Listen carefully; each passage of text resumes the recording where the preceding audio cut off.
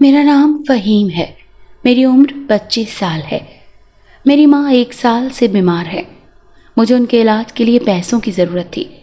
مجھے لڑکیوں کے بال بنانے آتے تھے، اسی لیے میں نے سیلون کھول لیا تاکہ امی کے علاج کے لیے پیسے جمع کر سکوں۔ میں نے FE کے بعد کچھ ماہ بیوٹیشن کا کورس کیا تھا، اسی لیے مجھے بہت خوبصورت بال بنانے آتے تھے۔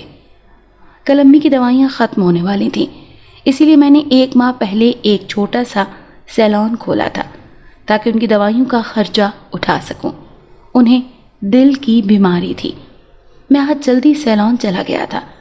دسمبر کا مہینہ تھا اور یہ شادی سیزنز کا مہینہ ہوتا ہے، اسی لیے روز کئی لڑکیاں بال بنوانے آتی تھیں اور میری دیوانی ہو جایا کرتی تھیں۔ جیسے ہی میں نے سیلون کا دروازہ کھولا اور اندر داخل ہوا، 3-4 لڑکیاں میرے پیچھے ہی آ گئیں۔ انہیں شادی میں جانا تھا۔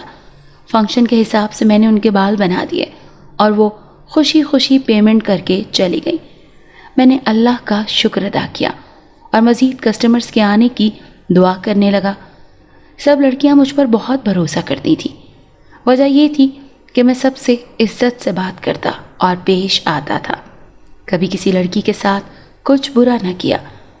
میں یہی سب سوچ رہا تھا کہ ایک لڑکی دروازہ کھول کر اندر داخل ہوئی۔ اس کی گہری نیلی آنکھیں تھیں۔ میں اس کو دیکھ کر کچھ لمحے کے لیے مبہوت رہ گیا۔ میں نے جلدی سے اس سے نظر ہٹائی۔ وہ بھی مجھ سے بال بنوانے ہی آئی تھی۔ اس کے آتے ہی مجھے گرمی کا احساس ہوا۔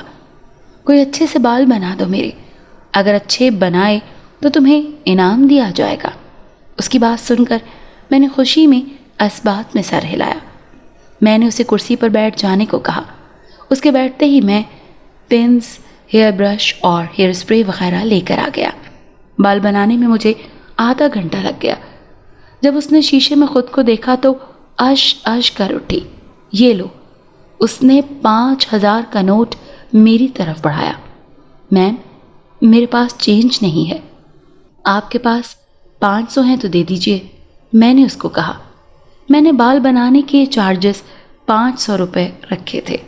یہ تمہارا انعام ہے، میں جس سے خوش ہوتی ہوں اس کو انعام دیتی ہوں، اس نے فخر سے کہا اور نوٹ میری طرف بڑھایا۔ میں نے انکار کیا، لیکن وہ زبردستی تھما کر چلی گئی۔ میں نے اللہ کا شکر ادا کیا کہ اس نے میری مدد کی۔ میں نے شام کو سیلون بند کیا اور امی کے لیے ادویات لے آیا۔ کچھ ماہ تو اچھے سے گزر گئے، لیکن پھر سیلون میں کام نہ ہونے کے برابر رہ گیا۔ بمشکل 1 لڑکی آتی تھی۔ میں پریشان تھا کیونکہ امی کی دوا تیزی سے کم ہو رہی تھی۔ میں نے اللہ سے مدد کی دعا مانگی اور سو گیا۔ میں ابھی سویا ہی تھا کہ کسی نے میرا نام پکارا۔ مجھے لگا امی بلا رہی ہیں۔ میں جلدی سے اٹھ گیا۔ دیکھا تو مجھے وہی لڑکی نظر آئی۔ میں دنگ رہ گیا۔ آپ یہاں کیسے؟ میں حیران رہ گیا۔ تمہاری مدد کو آئی ہوں، وہ عجیب سے انداز میں بولی۔ میں نے ڈر کر آیت الکرسی پڑھنا شروع کر دی۔ مجھے اس کی نیلی آنکھوں سے بہت خوف آ رہا تھا۔ وہ اچانک سے غائب ہو گئی۔ مجھے لگا جیسے میں نے خواب دیکھا ہے۔ میں اسی پریشانی میں سو گیا کہ شاید امی کی پریشانی کی وجہ سے مجھے وہم ہو رہا ہے۔ اگلے دن میں نے دوبارہ جلدی سیلون کھول لیا۔ جیسے ہی میں نے سیلون کھولا، مجھے وہی لڑکی اپنے سیلون میں نظر آئی۔ میں دنگ رہ گیا۔ میں تمہارا ہی انتظار کر رہی تھی، وہ خوفناک سے لہجے میں بولی۔ مجھے اس سے ڈر لگ رہا تھا۔ میں اندر داخل ہوا۔ اچانک وہ میری طرف بڑھنے لگی۔ اس کے بڑے بڑے ناخن تھے۔ میں ڈر گیا۔ میں چیخنا چاہتا تھا لیکن چیخ نہ سکا۔ اچانک اس نے میرے گلے کو دبایا۔ ایسا لگا جیسے میری روح نکل گئی تھی۔ اس کے بعد مجھے سیلون کا دروازہ بند کرنے کی آواز آئی۔ جب مجھے ہوش آیا تو میں نے خود کو عجیب و غریب جگہ پر پایا۔ میں کسی تخت پر بیٹھا تھا اور میرے آس پاس عجیب و غریب قسم کے لوگ تھے۔